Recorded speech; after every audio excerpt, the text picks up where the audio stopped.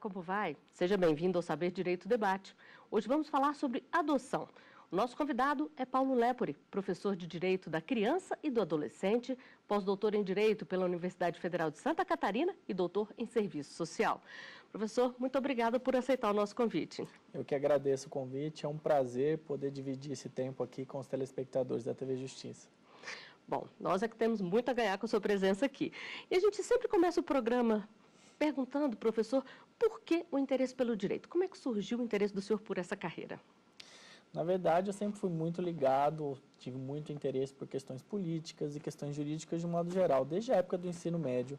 E o curso de Direito surgiu muito naturalmente para mim, e dentro da graduação, dentro do curso de Direito, eu comecei a me interessar pela área da infância, especialmente porque eu comecei a fazer algumas pesquisas sobre a primeira infância, sobre o direito à vida, sobre os limites de proteção à vida, e aí, por consequência, veio a aproximação da disciplina do direito da criança e do adolescente. Agora, o senhor também é doutor em Serviço Social. Como é que as duas carreiras se complementam aí, as duas áreas? Pois é, eu costumo dizer que o direito da criança, ele não vive sem a interdisciplinariedade. Nós precisamos sempre do conhecimento na área da psicologia, da pedagogia, do serviço social. E então, terminar ou fazer parte da minha trajetória acadêmica no serviço social teve o objetivo de buscar conhecimento nessa área tão importante para a infância e juventude, porque a gente, em procedimentos judiciais, sempre precisa muito dos laudos elaborados pelas equipes multidisciplinares. Então, daí a importância dessa aproximação, e o tema que eu desenvolvi teve a ver com profissionalização e acesso ao trabalho, então o serviço social pôde trazer muito valor para as pesquisas na área da infância. Agora, professor, quais são os maiores desafios nessa área aí da criança e do adolescente nos dias de hoje? Nossa, são tantos desafios. Difícil não é? até falar, né, professor? O grande desafio, que é até relacionado à temática do nosso curso, é hoje a adoção. Hoje nós temos um problema que a gente tem denominado do problema das crianças invisíveis. Nós temos hoje quase 50 mil crianças que estão abrigadas, que estão em acolhimento institucional, com a situação absolutamente indefinida. Nem se sabe se essas crianças vão voltar ao convívio familiar e nem se serão adotadas. E a gente tem, então, que enfrentar esse desafio, tentar mudar a legislação, tentar profissionalizar as pessoas que trabalham com adoção, para a gente acabar com esse grande número de crianças que está realmente invisível à sociedade. Agora, é um problema fácil de resolver ou leva muito tempo e muito trabalho, professor? É difícil de ser resolvido, mesmo porque quando a gente fala em adoção, vários problemas vêm à tona. Em primeiro lugar, a gente tem hoje um cadastro nacional de adoção que tem quase 40 mil pessoas que querem adotar. E existem 8 mil crianças e adolescentes disponíveis para adoção. E aí muita gente estranha. Por que essa conta não fecha? Eu tenho 40 mil pessoas que querem e 8 mil crianças disponíveis. Porque o perfil não bate. As pessoas buscam crianças e adolescentes que não estão no cadastro, que normalmente são crianças mais novas. Mas o problema, como eu disse, não é nem só esse de 8 mil crianças no cadastro. São as quase 50 mil que não estão nesse cadastro. Então, como é que a gente tem que enfrentar essa questão? Buscando o maior dos problemas, enfrentar o maior dos problemas, que é o problema das crianças invisíveis. Porque hoje a gente tem um sistema jurídico baseado no Estatuto da Criança e do Adolescente, que traz muitos vícios e muitas possibilidades de pessoas que não são muito preocupadas com a área da infância fazerem os processos perdurarem por muito tempo. E na área da infância, o tempo é muito cruel. Porque quanto mais velha a criança fica, se torna adolescente, menores são as chances de adoção e menores são as chances, então, de uma boa convivência familiar. O senhor falou que quanto mais velha a criança fica, menos chance de adoção ela tem. Tem mudado o perfil do adotante? Ele está se conscientizando de que tem outras crianças que também podem ser adotadas, que também podem compor ali aquela família com muita alegria? Sim, já tem mudado esse perfil de uns 5, 6 anos para cá.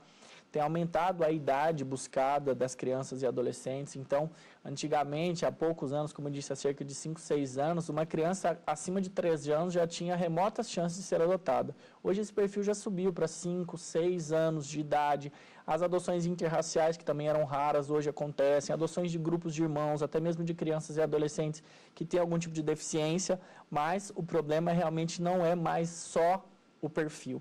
São as tais crianças invisíveis que estão aí à espera de uma definição de ações de vida delas. Isso é que precisa ser agilizado. Isso é que precisa ser agilizado, tanto é que hoje até existem alguns projetos, existe um projeto de um Estatuto da Adoção, que retiraria essa parte da adoção do ECA, para tentar chamar a atenção da comunidade e também trazer mecanismos novos de aceleração desses procedimentos de adoção. Agora a gente está falando aqui do ECA, Estatuto da Criança e do Adolescente. Antes dessa legislação entrar em vigor, que é um marco, né, de proteção a todas as crianças e adolescentes, como é que eles eram protegidos, professor? Eram muito mal protegidos. Na verdade, a proteção à infância no Brasil, ela teve início, uma fase tutelar, no início do século XX. Em 1923 foi instalada a primeira vara de infância e juventude, que antigamente era chamada de juizado de menores, no Rio de Janeiro, e era presidida por um juiz que era muito bem intencionado. Mas a boa intenção não é suficiente na área da infância, porque as crianças e adolescentes acabavam se vinculando muito ao prudente arbítrio do magistrado. Não existia garantia processual nenhuma, presença de advogado, e o juiz acabava fazendo aquilo que ele entendesse por bem ou por mal. Então a gente sempre acabava ficando nas mãos dos magistrados, que não eram limitados de forma nenhuma. Isso começou a mudar com a Constituição de 88, com a adoção do que a gente chama de garantia da proteção integral, de direitos fundamentais para crianças e adolescentes, e finalmente com a edição do Estatuto da Criança e do Adolescente, que acolhe a proteção integral, a prioridade absoluta, que considera crianças e adolescentes como sujeitos de direitos, pessoas em estágio peculiar de desenvolvimento físico, psíquico e moral, mas não seres incapazes, objetos inanimados, mas pessoas que estão gradativamente alcançando a sua emancipação e a sua capacidade de entender a vida e também de se dirigir em relação àquilo que entende por bem. E o senhor diria que essa mudança aí foi completa, atende o que a sociedade necessita nesse momento ou ainda precisa mais? Sim, eu acredito que nós temos uma legislação muito boa. Aliás, o ECA talvez seja a lei brasileira mais copiada mundo afora, a Lei 8.069 de 90. O ECA está até muito à frente do que a gente consegue aplicá-lo na prática. Então, eu costumo dizer que nós temos uma lei que ainda não é aplicada, sequer em 50% da potencialidade que ela tem. Por isso que, às vezes, a gente vê críticas, muitas vezes infundadas, ao Estatuto da Criança e do Adolescente, porque ele é aplicado de forma retalhada, e aí ele não faz muito sentido se ele não for aplicado corretamente. Bom, vamos a um rápido intervalo, professor? Vamos lá. Nós vamos ao intervalo. O Saber Direito Debate volta daqui a pouco. Até já.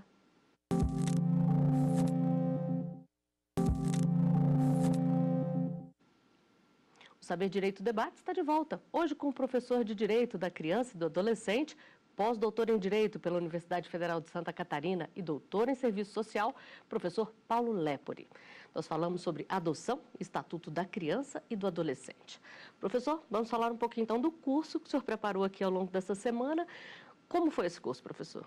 Pois é, pensando na importância de se discutir essa temática da adoção e de sempre buscar travar importantes debates sobre o direito da criança e do adolescente, a gente idealizou esse curso sobre adoção. Então, a gente faz uma introdução sobre o direito da criança e do adolescente, os períodos e as fases evolutivas do direito da criança, até a gente mergulhar no tema da convivência familiar e efetivamente falar sobre a adoção, sobre as características da adoção, os requisitos objetivos de idade, de estágio de convivência, do prévio cadastramento, que é a habilitação para adoção, os requisitos subjetivos de reais vantagens, tudo aquilo que é efetivamente importante para a adoção. Essa é a ideia que permeou a montagem do curso. E os operadores do direito, professor, eles estão bem atualizados com a legislação atual? Eu acredito que sim, pelo menos aqueles que buscam conhecimento sobre a legislação. Apesar que o direito da criança e do adolescente, o Estatuto da Criança e do Adolescente, ele constantemente é emendado. A gente praticamente não passa um ano sem que o Estatuto da Criança e do Adolescente seja reformulado. A grande alteração que nós tivemos na área da infância já faz algum tempo, foi em 2009, pela Lei 12.010, que na época ficou popularmente conhecida como Lei de Adoção, mas que é muito mais que isso, uma lei de convivência familiar, uma lei que instituiu, por exemplo, uma espécie de família nova, chamada de família extensa ou ampliada, que é uma família que vai além da unidade pais e filhos, além da unidade do casal, que engloba parentes com os quais a criança ou adolescente convive e mantém vínculos de afinidade e afetividade. Então foi uma lei que aproximou o direito da criança aos novos rumos do direito das famílias, que diz que nós temos famílias sempre que existe convivência, afinidade e afetividade. Então, cuidado e afeto hoje são vetores do direito das famílias e também do direito da criança e do adolescente, da convivência familiar, da adoção de todos os institutos presentes no Estatuto. Agora, a gente sabe que as famílias vêm mudando. Como é que a lei de adoção se refere a isso? Ela também foi atualizada? Então, a última grande alteração que a gente teve foi em 2010. Em 2009, pela Lei 12.010 de 2009. Mas a jurisprudência vem atualizando a legislação. Então, por exemplo, nós tivemos uma decisão histórica do Supremo Tribunal Federal em 2011, quando ele fez referência à união estável homoafetiva, interpretando a Constituição e interpretando o Código Civil, que foi utilizada para a gente ampliar a perspectiva sobre o Instituto da Adoção, para tornar possível, por exemplo, a adoção por casais homoafetivos. Então, ainda que não haja uma alteração pontual no Estatuto, nós podemos, por meio de interpretação, especialmente a interpretação dada pelo STF, a Constituição e outras fontes normativas, ir aperfeiçoando os institutos presentes no ECA. Agora, o senhor falou durante o curso sobre a Declaração de Genebra. Qual a importância dessa declaração? A Declaração de Genebra de 1924 foi muito importante porque foi o primeiro documento internacional que especialmente protege ou protegeu crianças no mundo. Ele foi uma decorrência, uma consequência da Primeira Guerra Mundial que trouxe a mazela de muitas mortes e de muitas crianças órfãs. Então nós assistimos a um movimento no plano internacional, na criação de algumas organizações internacionais, especialmente a Organização Internacional Salve as Crianças, que se despertou para esse problema das crianças órfãs e da necessidade dos estados prestarem atenção e conseguirem de alguma forma proteger as crianças. E aí surgiu então a Declaração de Genebra, um documento curtinho com 5 dispositivos, mas que já dizia que a criança faminta deve ser alimentada, que a criança que precisa deve ser cuidada, enfim, já prestava atenção na criança. Então foi o primeiro documento internacional de proteção específica às crianças. Agora, no curso, o senhor também fala sobre guarda-avoenga e adoção personalismo. O que significam esses termos, professor? Guarda-avoenga é a guarda por avós. É muito utilizada na prática, porque os avós, de acordo com o ECA, eles estão impedidos de adotar. Por que eles estão impedidos de adotar? Porque a ideia é que a adoção imite a filiação biológica. Então, na realidade biológica, os avós não vão ser pais dos seus netos.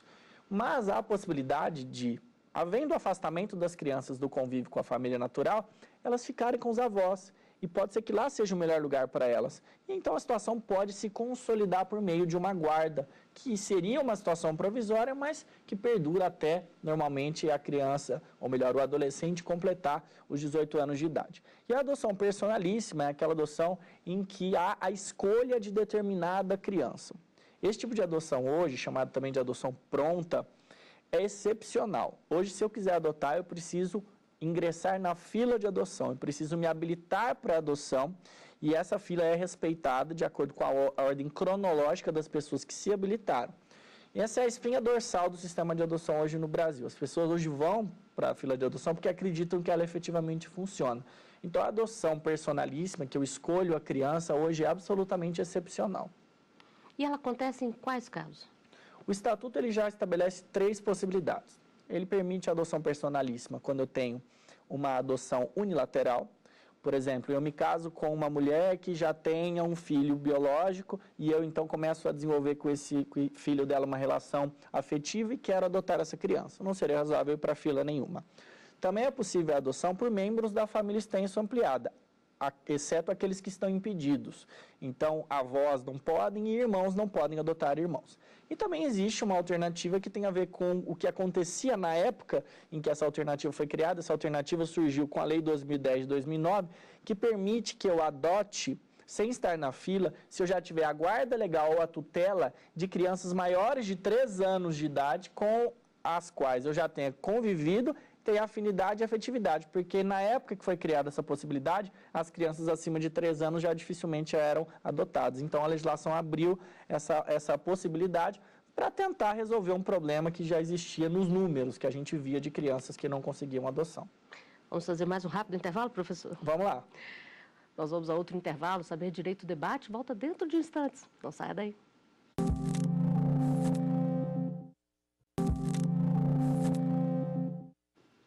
Voltamos com o Saber Direito Debate e agora vamos falar sobre a bibliografia sugerida pelo professor. Professor Paulo, vamos começar pelo livro que o senhor também participa. Isso. É um livro escrito por Luciano Alves Rossato, Paulo Eduardo Lepore, Rogério Sanches Cunha, Estatuto da Criança e do Adolescente, comentado artigo por artigo. Por que o senhor trouxe esse livro para nós? Eu trouxe esse livro porque ele engloba o tema das nossas aulas, que é o tema da adoção. Esse livro está na 9ª edição, primeira edição de 2010. É um livro bem maduro, que trabalha com o direito da criança de um modo geral e que não se restringe, apesar do título Estatuto comentado, ao próprio Estatuto. A gente tem pelo menos 4 partes nesse livro. A parte do direito internacional da criança e adolescente, depois os comentários aos dispositivos do Estatuto, os comentários à lei do SINAS, do Sistema Nacional Socioeducativo, e depois nós temos uma última parte que traz alguns documentos normativos na área da infância. Então, um livro que, na verdade, é um livro de direito da criança, e então trabalha com todos os aspectos da adoção, que é o curso que a gente montou aqui para essa oportunidade. E como o senhor falou aqui que o Estatuto da Criança e do Adolescente foi sendo reformado ao longo do tempo, o livro tem todas essas alterações aqui contempladas. Sim, a última edição está com todas as últimas alterações do ano de 2017, está completinho. Vamos ao próximo, então, aqui. O senhor escolheu um da Maria Berenice Dias, Manual de Direito das Famílias. Sim, é uma referência no Brasil em termos de direito das famílias, e a professora Maria Berenice Dias é uma das grandes batalhadoras pelo direito das famílias e o direito da criança e adolescente, é até uma das idealizadoras do Estatuto da Adoção que eu comentei, no âmbito das comissões do IBDFAM. Então, é um livro que vai, com certeza, agregar muito valor para o estudo do Instituto da Adoção. E é um livro que é fácil das pessoas acessarem, lerem, compreenderem? Muito fácil. A leitura do livro da professora Maria Berenice é muito peculiar, porque é um livro profundo, mas de leitura fácil. O objetivo é que todos consigam acessar o conhecimento que está na obra. Então, vão ter tranquilidade para fazer a leitura. Bom, então, vamos ao último agora, é do Rolf Madaleno, Curso de Direito de Família. Por que o senhor escolheu esse? O professor Rolf Madaleno, uma das maiores referências do Brasil em direito das famílias, uma das obras mais completas que a gente tem, com um aprofundamento também muito peculiar. Maria Berenice Dias, Rolf Madaleno, 2 dos maiores nomes no direito das famílias. Então, posições divergentes, aprofundamentos sobre adoção, convivência familiar, direito de família e das famílias de um modo geral, essas são as obras recomendadas. E é um curso bem completo, né? Sem dúvida nenhuma, é um dos mais completos, se não o mais completo do mercado do professor Rolf Madaleno. Agora, essa é uma área que tem ampla literatura, professor? É uma área que é bem desenvolvida no Brasil, sim. O que a gente ainda tem pouco é na área do direito da criança, da disciplina do direito da criança. A gente está ainda engatinhando, mas isso é normal, porque o direito da criança no Brasil ganhou muito fôlego depois da Constituição de 88, depois do ECA, então é muito novo frente ao direito civil aí, que é milenar. Então é natural que a gente tenha muito mais aprofundamento na área do direito civil de um modo geral do que na área do direito da criança e do adolescente. Estamos batalhando aí para criar uma doutrina nacional sobre o direito da criança, com preceitos próprios, princípios próprios. Acho que a gente tem conseguido atingir esse objetivo. E quem se interessa pela área, quer se especializar, o que o senhor recomenda? Qual é o passo a passo aí para buscar mais e mais conhecimentos? A minha primeira recomendação é ler o Estatuto da Criança e do Adolescente. Ele é quase autoexplicativo. Lógico que depois a gente quer se aprofundar, a gente fica ansioso por mais informações, mas conhecer o ECA é fundamental. E também acompanhar a jurisprudência do Supremo Tribunal Federal, do Superior Tribunal de Justiça, acompanhar as notícias na área da infância e tentar sempre estabelecer uma ligação entre o que a gente vê na prática e o que o Estatuto efetivamente preceitua. Temos também inúmeros sites da Organização das Nações Unidas, do Unicef, que sempre trazem informações relevantes para a área da infância e juventude. Agora, o primeiro livro que a gente mostrou aqui foi um livro que o senhor escreveu. Tem outros, professor? Sim, eu escrevi já algumas obras na área do direito da criança, já escrevi um Estatuto da Juventude comentado, já escrevi também um livro sobre pedofilia e abuso sexual de crianças e adolescentes, livros escritos em coautoria, o livro do Estatuto da Juventude escrito com o professor Luciano Rossato, o professor Mário Hamidoff, o livro sobre pedofilia foi escrito com o professor Luciano Rossato, o professor Rogério Santos, que são nossos parceiros no ECA, e a professora Lilian Ponquio Silva. Então, obras que sempre vão cuidando de temas específicos. O ECA é a obra mais genérica que a gente tem na área da infância, mas temos, então, outras obras específicas. A gente tem também um livro de artigos coordenado também pela professora Josiane Veronese, professora da Universidade Federal de Santa Catarina, que engloba artigos de inúmeros especialistas da área da infância no Brasil. E algum outro sendo preparado ainda? A gente sempre tem livros sendo preparados, livros comemorativos. Agora que a gente vai ter aniversário da Constituição, a gente pensa em trazer um livro que relacione o aniversário da Constituição com o direito da criança, e isso está aí com certeza nos planos. Bem interessante, né? Relacionar a Constituição com os direitos das crianças. Com certeza, porque a Constituição foi fundamental para o direito da criança, ela foi um divisor de águas e a gente consegue relacionar muito do que consta na Constituição, dos preceitos, princípios, não só da parte do direito da criança, com o desenvolvimento dos direitos dos infantes no país. Bom, nosso programa está chegando ao final, mas antes eu já perguntei aqui qual é o grande desafio do direito da criança e do adolescente. E de quem trabalha com esse direito, professor, qual é o maior desafio? O maior desafio é fazer com que todos os atores entendam que o direito da criança precisa de muito conhecimento técnico aliado à sensibilidade.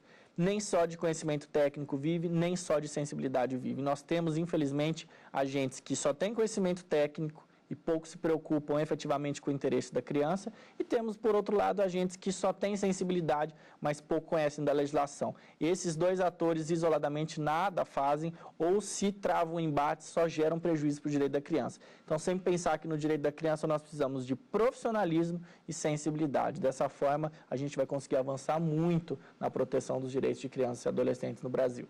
O segredo é o equilíbrio, né? Com certeza.